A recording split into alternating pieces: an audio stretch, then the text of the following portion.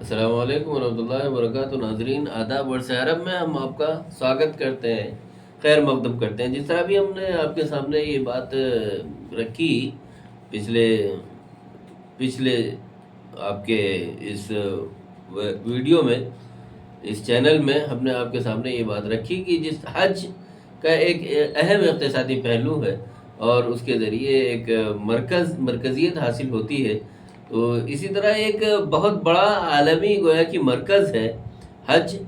اور اسلام صرف ایک پوتر دھارمک دائت نہیں ہے، بلکہ اس کی وشیشتائیں جو ہے بہت دور دور تک پھیلی ہوئی ہیں، اور اس کو یہاں پر اکیڈمک، آرتھک، سماجک، سانسکرتک درشٹی سے اگر دیکھا جائے تو بہت پھیلی ہوئی ہیں۔ اور یہ ایک ایسا آیوجن ہے جو نہ کیول ایشور کی آرادھنا کا اوسر پردان کرتا ہے، بلکہ سمست مسلم جگت کو آرتھک سہیوگ، ویپارک سماگن اور سانسکرتک ایکتا کے سوتر بھی پروستا ہے۔ اتہاس میں اگر دیکھا جائے، تاریخی حوالوں سے اگر دیکھا جائے، تاریخ میں بہت سی مستند چیزیں آپ کو ملیں گی، اس سے پتہ چلے گا کہ مختلف زمانوں میں حج کا کیا معاملہ رہا ہے، حج میں کس طرح کے معاملات ہوا کرتے تھے۔ جاہلی دور میں آپ دیکھیں تو ایک عالمی مرکز وہاں بھی آپ کو نظر آئے گا، تجارتی منڈی وہاں بھی نظر آئے گی، اور اسی طرح اس کے بعد اسلام آنے کے بعد بھی اگر دیکھا جائے تو پھر وہاں بھی آپ کو ساری چیزیں نظر آئیں گی۔ خلفائے راشدین کے دور میں اور خلفائے راشدین کے بعد بنو امیہ کا دور آیا، بنو عباس کا دور آیا، اور مختلف حکومتیں رہیں، اور مصر میں، سیریا میں، دمشق میں، اور آپ کے ترکی میں، اس طرح کی جو حکومتیں رہیں، ان سب جگہوں پر اس کا کیا پربھاؤ پڑا، وہاں سے جو حاجی آتے تھے ان کا اس پر کیا پربھاؤ پڑا، وہ ساری چیزیں ہم آپ کو دکھا رہے ہیں۔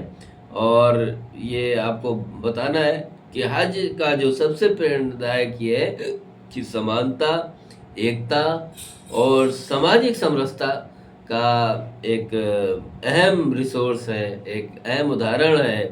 اس میں سبھی ورگوں کے لوگ سمان طریقے سے، آپ دیکھیں کہ ہر آدمی ایک ہی صدا بلند کرتا ہے، لبیک اللہم لبیک لبیک لا شریک لک لبیک ان الحمد والنعمت لک والملک لا شریک لک۔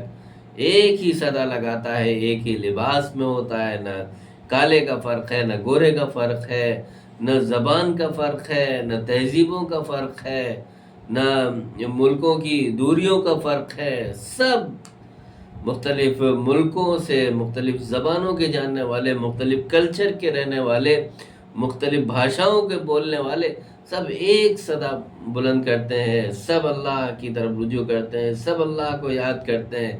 آج کے جو 5 ایام ہیں، 5 دن ہیں، خصوصی طور پر ان 5 دنوں میں اللہ کی عبادت کرتے ہیں، اللہ کی طرف رجوع کرتے ہیں، اللہ سے لو لگاتے ہیں، اللہ سے مانگتے ہیں، اور اسی کی اپاسنا کرتے ہیں، اسی کی عبادت کرتے ہیں، اور اسی کے سامنے اپنے آپ کو، اپنے عاجزی کے ساتھ اپنے آپ کو پیش کرتے ہیں۔ یہ حقیقت ہے کہ حج جو ہے وہ بہیامی سوروپ کو سمجھنا ضروری ہے، اور یہ ایک عبادت نہیں بلکہ اسلامی سبھیتا کا جیونت آرتھک اور سماجک ماڈل کا ایک بہت بڑا روپ ہے۔ اس کو پہچاننے کی ضرورت ہے، اور ہم بار بار آپ سے یہ کہتے ہیں کہ حج کو مختلف تاریخی حوالوں سے اگر دیکھا جائے تو اس کو سمجھنے کی بھی ضرورت ہے۔ قرآن نے حج کو صرف عبادت نہیں رکھا بلکہ تجارت کے ساتھ جوڑا ہے، تاکہ مسلمان دین و دنیا کے ساتھ لے کر اس کو چل سکیں۔ یہی وجہ ہے کہ قرون وسطیٰ میں جب حجاج بیت اللہ کے قافلوں کی شکل میں سفر کیا کرتے تھے تو ساتھ میں تجارتی سامان لے کر چلا کرتے تھے، بادبانی کشتیوں سے، ہوائی جہاز سے۔ جب ہوائی جہاز سے جانے لگے تو اس سے، اور سمندری راستوں سے، اور پھر بڑے بڑے تجارتی قافلے بنتے چلے گئے، ثقافتوں کا تبادلہ ہوا، تو یہ ایک بہت بڑا نیٹ ورک بن چکا ہے، عالمی منڈی کا اقتصادی نیٹ ورک آپ اس کو کہہ سکتے ہیں۔ اکنامیکل جو بیک گراؤنڈ ہے وہ بہت اہم ہے، اور یہ آرتھک روپ سے اس کا بہت بڑا نیٹ ورک پھیلا ہوا ہے، پوری دنیا کو یہ جوڑتا ہے۔ آج کے دور میں بھی ہر سال بہت بڑی ٹریلینز کی آمدنی ہوتی ہے، ہوٹل سے، ٹرانسپورٹ سے، ٹورزم سے، خوراک سے، ادویات سے، لباس سے، تحائف سے۔ تو یہ بہت اہم ہے کہ وہاں نہ کسی امیر کا فرق محسوس ہوتا ہے، نہ تاجر کا فرق محسوس ہوتا ہے، نہ غریب کا فرق محسوس ہوتا ہے، نہ چھوٹے کا نہ بڑے کا، سب ایک ہی لباس میں ہوتے ہیں، ایک ہی مقصد کے لیے جمع ہوتے ہیں۔ یہ معاشی مساوات کی بھی بہت اہم ترین مثال ہے۔ یہاں نہ کوئی معاشی تفاوت کا احساس ہوتا ہے، نہ کوئی بڑے کا احساس ہوتا ہے، نہ چھوٹے کا احساس ہوتا ہے، نہ کسی کو برتری کا دعویٰ ہوتا ہے۔ اسلام نے عبادت کو دنیا سے کاٹ کر پیش نہیں کیا، بلکہ دنیا کو شامل کر کے اسے کامل بنایا ہے۔ یہ بہت سی مثالیں آپ کو تاریخ میں ملیں گی۔ علامہ سید سلیمان ندوی لکھتے ہیں، اسلام نے عبادت کو دنیا سے کاٹ کر نہیں پیش کیا، بلکہ اس کو دنیا میں شامل کر کے ایک کامل نظام بنایا ہے۔ اسی لیے بین الاقوامی سطح پر بینکنگ، حلال انڈسٹری، عالمی تجارت کے مواقع پر گفتگو ہوتی ہے، اور بہت سے ایسے مواقع کی حالات بھی آپ کے سامنے آتے رہتے ہیں۔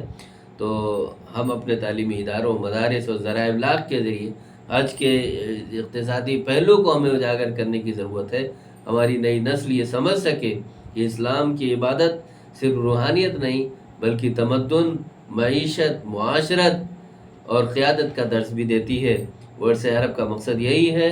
ورثہ عرب کا چینل اگر آپ کو پسند آیا تو آپ اسے لائک اور شیئر کریں، اور اسے دوسروں تک پہنچانے میں ہماری مدد کریں۔ والسلام علیکم ورحمۃ اللہ وبرکاتہ۔